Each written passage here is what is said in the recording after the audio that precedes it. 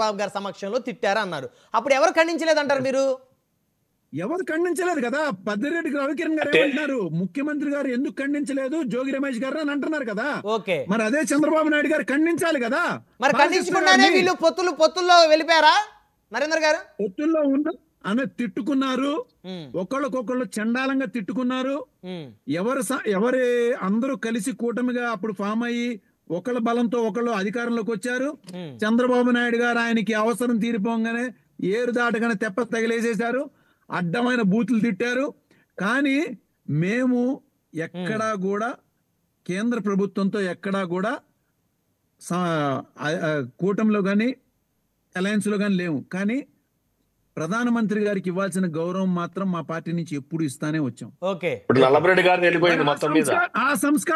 ఆ సంస్కారం లేనటువంటి ఈ యొక్క తెలుగుదేశం పార్టీకి ఈ జనసేన పార్టీకి సంబంధించినటువంటి వాళ్ళతో ఎలా కూటమి కలవగలిగారు?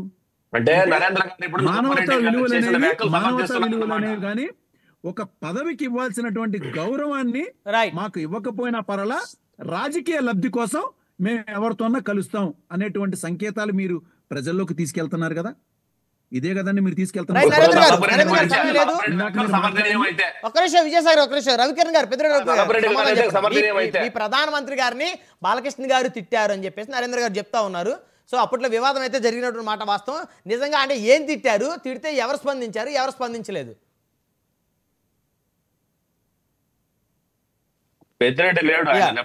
రవికిరణ్ గారి దగ్గర టెక్నికల్ ఇష్యూ వచ్చింది. రైట్, పురుషోత్తం రెడ్డి గారు ఏంటి నరేంద్ర గారు వ్యాఖ్యలు మీరు సమర్థిస్తున్నారా?